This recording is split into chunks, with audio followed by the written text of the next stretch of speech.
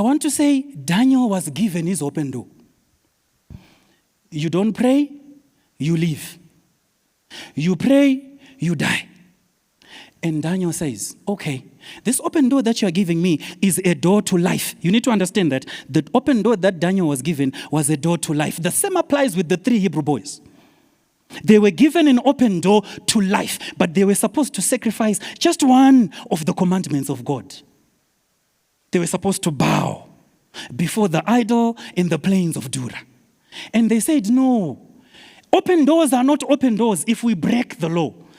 Don't give us another opportunity, Nebuchadnezzar. Do what you have to do. And so they are taken up, thrown into the fiery furnace. But what I know about God, he vindicates those who stand for him.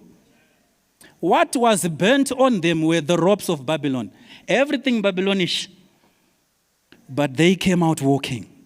You see, these things, when you take these deceptive open doors and you enter, you are depriving God a chance to show you miracles.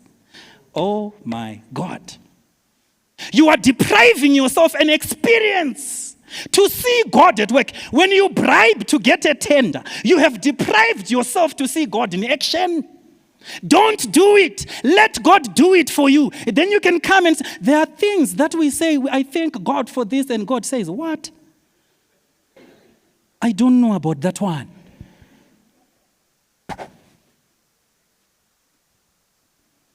But you need to know that these 3 Hebrew boys, you need to know that Daniel did not pause to consider principle. And Ellen White says, true Christian principle does not stop to weigh consequences.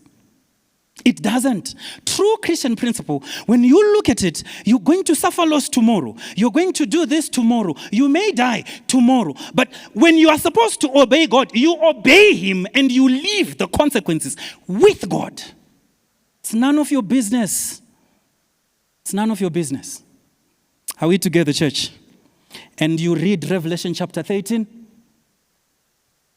John will tell you that there is a time when buying and selling will not be allowed, save if you have a mark of the beast. Open door. You want to buy, you want to sell, receive the mark. Open door. But God wants to prepare a church. If God allows us to get there in our lifetime, God wants to prepare a church when the mark is declared. A church that will stand and say, I would rather die than sin. I would rather hunger than defraud. It's better to suffer with the children of God. Am I preaching a gospel of poverty? No. I'm preaching a gospel of faithfulness before God. So that open door, it's deceptive. Why? Because when you go to Revelation chapter 14, God also has his own story there. This side, if you don't accept the mark, you die. In chapter 14, God has his own story. You accept the mark, you die. Death is on both ends. But let me help you choose. Chapter 14, verse 13 then says, blessed are the dead who die in the Lord.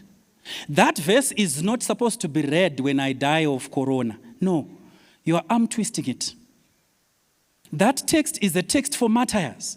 People who die for God, having refused to accept decrees of this world.